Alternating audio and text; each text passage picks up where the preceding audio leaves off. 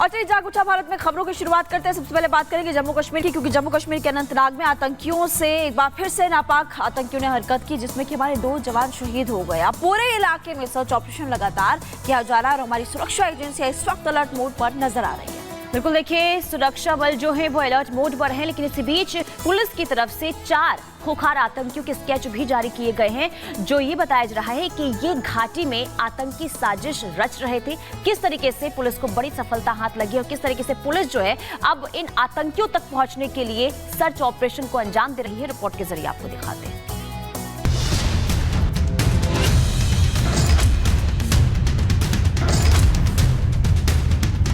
जम्मू कश्मीर में सुरक्षा बलों और आतंकवादियों के बीच मुठभेड़ का सिलसिला थमने का नाम नहीं ले रहा है।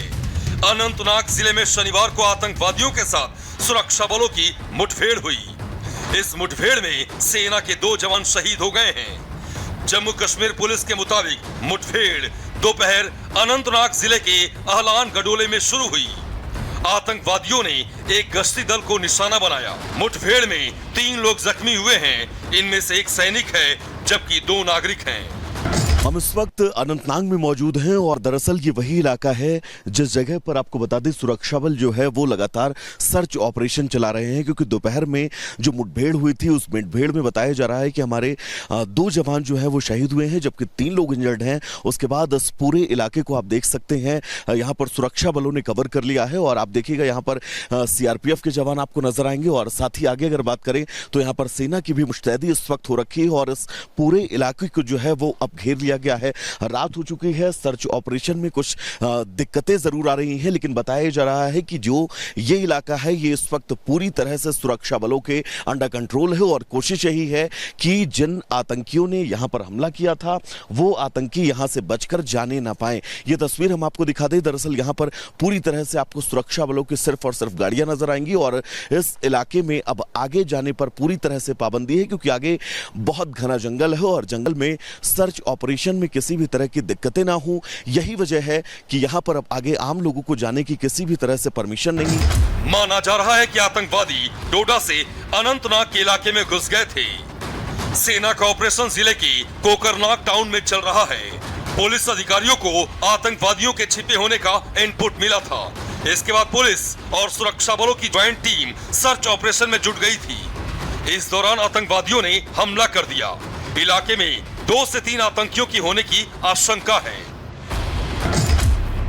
पिछले 1 साल में कोकरनाग में ये दूसरी बड़ी मुठभेड़ है। वहीं दूसरी ओर पुलिस ने कठुआ जिले के डोड इलाके में देखे गए 4 आतंकवादियों का शनिवार को स्केच जारी कर दिया। कठुआ में आतंकवादियों ने 8 जुलाई को मछेड़ी के सुदूर वन क्षेत्र में सेना की सर्चिंग टीम पर हमला कर दिया था। इसमें एक JSO समेत 5 जवानों की मौत हो गई थी। जम्मू कश्मीर पुलिस ने सोशल मीडिया पर एक पोस्ट में 4 आतंकवादियों के स्केच जारी किए, जिन्हें आखिरी बार कठुआ के ऊंचाई वाले इलाके मल्हार बानी और सोजधर जंगलों में देखा गया था। पुलिस के मुताबिक आतंकवादियों के संबंध में सूचना देने वालों को 5-5 लाख रुपए का इनाम दिया जाएगा। ये आतंकी कठुआ में हुए सेना के काफिले पर हमले में शामिल थे। जम्मू रीजन में मई से जुलाई में 10 आतंकी हमलों में 12 जवानों की शहादत के बाद सेना ने अब सबसे बड़ा सर्च ऑपरेशन शुरू किया है। सैन्य सूत्रों के मुताबिक ऑपरेशन में सेना और जम्मू कश्मीर पुलिस के 7000 जवान, 8 ड्रोन, हेलीकॉप्टर्स और करीब 40 खोजी कुत्तों को लगाया गया है। जवानों में ज्यादातर राष्ट्रीय राइफल्स और पुलिस के स्पेशल कमांडोज हैं। इन्हें डोडा और कठुआ जिलों की पीर पंजाल श्रेणी के जंगलों में उतारा गया है। यहाँ 5 लोकेशन की पहचान की गई है। सुरक्षा बलों को यहाँ करीब 24 आतंकियों की मौजूदगी के सुराग मिले हैं। इनमें वो आतंकी भी हैं जिनकी डोडा के डेसा जंगल में सेना के साथ मुठभेड़ हुई थी, जिनमें 5 जवान शहीद हुए थे। भारतीय सेना की चिनार कोर ने कहा कि ऑपरेशन के दौरान आतंकवादियों की हताशा में अंधाधुंध और लापरवाही से की गई गोलीबारी के कारण 2 नागरिक भी जख्मी हो गए हैं। उन्हें तत्काल सहायता दी गई है और उन्हें वहां से निकाल लिया गया है। ऑपरेशन जारी है। ये आतंकी जितनी भी कोशिश कर लें, भारत माता के वीर सपूत इन्हें इनकी औकात दिखा देंगी। Bureau report, Republic Bharat. चलिए आगे बढ़ते हैं, बात कर लेते हैं पश्चिम बंगाल की। पश्चिम बंगाल के कोलकाता से एक ऐसा मामला सामने आया जिसके बाद देश भर में उबाल देखने को मिल रहा है। दरअसल माफी चाहूंगी, आपको बता दें कि मेडिकल कॉलेज में एक ट्रेनी डॉक्टर के साथ दरिंदगी की गई थी। आपको बता दें कि अब इस पूरे मामले को लेकर न सिर्फ पश्चिम बंगाल में बल्कि दिल्ली में भी प्रदर्शन लोगों का देखने को मिला है। साथ ही साथ आपको ये भी बता दें कि इस पूरे मामले को लेकर देखिए खबर ये मिल रही है कि पहले रेप और इसके बाद हत्या की गई है और इसी को लेकर अब पुलिस जो है आगे की जांच भी कर रही है। पुलिस इस पूरे मामले की जांच पड़ताल कर रही है पुनीता, और एक शख्स को गिरफ्तार भी किया गया है। सीसीटीवी कैमरास खंगाले जा रहे हैं। पूरा मामला क्या है और अभी पुलिस किस तरह से कार्रवाई कर रही है, आप उस रिपोर्ट को देख लीजिए।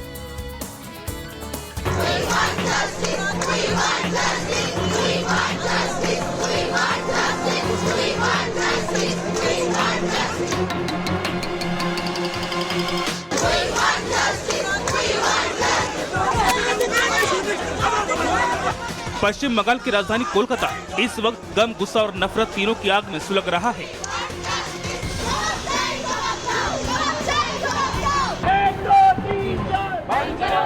वहां जिस तरह से सरकारी अस्पताल की एक महिला डॉक्टर के रेप के बाद हत्या की गई, उसने दोबारा लोगों के दिल्ली में हुए भयावह निर्भया कांड की याद दिला दी।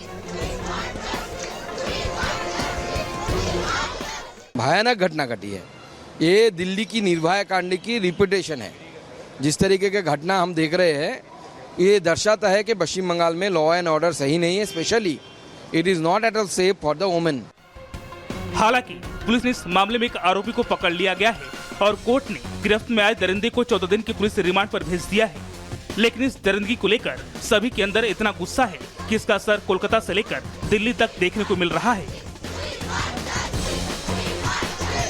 एक तरफ जहां इस बर्बर हत्याकांड को लेकर कोलकाता के डॉक्टरों में जबरदस्त गुस्सा है, तो वहीं डॉक्टर्स एसोसिएशन ने भी इस मामले में पश्चिम बंगाल सरकार को चेतावनी जारी कर दी है। कोलकाता और दिल्ली में डॉक्टर्स ने जहां इस जघन्य हत्याकांड के विरोध में शनिवार को कैंडल मार्च निकाला, तो वहीं इस मामले में डॉक्टर्स अब सीबीआई जांच की मांग कर रहे हैं। जबकि पश्चिम बंगाल में कानून व्यवस्था को लेकर पूरी तरह से फेल नजर आ रही सीएम ममता बनर्जी भी इस बार पूरी तरह से घुटने पर नजर आ रही हैं। उन्होंने डॉक्टर्स के गुस्से को देखते हुए डॉक्टरों की मांग मान ली है और कहा, मैंने पीड़ित परिवार से बात की, उचित कार्रवाई का आश्वासन दिया है। मामले को फास्ट ट्रैक कोर्ट में भेजा जाएगा। दोषी को फांसी की सजा देने की मांग करेंगे। सीबीआई जांच से कोई ऐतराज नहीं है। सीएम ममता बनर्जी भले ही इस मामले में अब सख्त कार्रवाई की बात कह रही हैं, लेकिन जिस तरह से शुरुआती जांच को लेकर राज्य सरकार का रुख सामने आया, उसे लेकर पीड़ित परिवार राज्य सरकार के प्रति पूरी तरह से अपना भरोसा खो दिया है।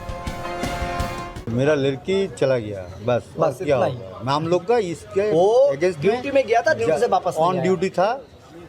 जस्टिस मिलना चाहिए, यही हम लोगों का एक डिमांड है। दीदी हम लोगों का पूरा आश्वस्त किया है, इसका सही इन्वेस्टिगेशन और जो सजा मिलेगा, जो क्रिमिनल है उसको सजा मिलना ही है। वहीं दूसरी तरफ इस घटना के बाद सरकारी अस्पताल के दूसरे महिला डॉक्टर्स और बाकी महिला मेडिकल स्टाफ काफी डरी सहमी है। अब वो भी अपनी सुरक्षा को लेकर चिंतित हैं और सरकार से अपनी सुरक्षा की मांग कर रही हैं। कोई कहीं पर भी नहीं है। उधर सारे सिक्योरिटी गार्ड होते हैं, पर रात को नाइट ड्यूटी में बहुत कम सिक्योरिटी गार्ड होते हैं और ज़्यादा से ज़्यादा टाइम जब 2 बजे के बाद 3 बजे के बाद वो सोते रहते हैं और पेशेंट ज़्यादातर टाइम रात को ही आते हैं, भोर रात तक तब भी आते हैं। अगर तब भी हमें सिक्योरिटी नहीं मिले, हम कैसे काम करेंगे? अगर हमको सिक्योरिटी नहीं मिला, पेशेंट्स को क्या सिक्योरिटी मिलेगी? नाइट ड्यूटी में ऑन ड्यूटी डॉक्टर के ऊपर जो हुआ, इससे हम लोग का सेफ्टी कहाँ है? हम लोग कैसे माने कि हम सेफ है? ये जो आज हुआ वो कल हम लोग के साथ भी हो सकता है। हम लोग का मांग है कि परफेक्ट सिक्योरिटी आए। जो हुआ उसके लिए जो दोषी है उसको जो पनिशमेंट मिले और ऐसा काम दोबारा ना हो, इसके लिए। वहीं इस मामले में पुलिस की गिरफ्त में आए आरोपी संजय रॉय को लेकर अब तक जो जानकारी सामने आई वो बेहद चौंकाने वाली और पूरी तरह से सरकारी अस्पताल की सुरक्षा व्यवस्था पर सवाल खड़े कर रही है। जानकारी के मुताबिक आरोपी संजय रॉय अस्पताल का कर्मचारी नहीं है, लेकिन उसकी पहुंच अस्पताल के अलग अलग विभागों तक है। वो अस्पतालों के ज्यादातर हिस्सों में बेरोक टोक आता जाता रहा है और अस्पताल के मेडिकल स्टाफ से भी उसकी काफी बनती है। कुल मिलाकर इस मामले में जैसे जैसे आगे की कड़ियां जुड़ती जा रही हैं, सच्चाई धीरे धीरे सामने आ रही है। हालांकि फिलहाल ये पूरी तरह से साफ नहीं हुआ है कि इस हत्याकांड में 31 साल का आरोपी संजय रॉय अकेला शामिल था या इसमें अस्पताल का कोई और कर्मचारी भी शामिल है। लेकिन इस हत्याकांड के सामने आने के बाद कोलकाता पुलिस के रवैये से लेकर अस्पताल प्रशासन का रोल भी सवालों के घेरे में है। बहरहाल कोलकाता के सरकारी अस्पताल के ट्रेनिंग डॉक्टर के साथ हुई दरिंदगी की घटना के बाद पूरे देश के डॉक्टरों में गुस्सा है। सभी को इंतजार है कि धरती के भगवान कहे जाने वाले डॉक्टर को इतनी बेदर्दी से मौत देने की भयावह साजिश और कितने चेहरे बेनकाब होते हैं। Bureau report, Republic Bharat.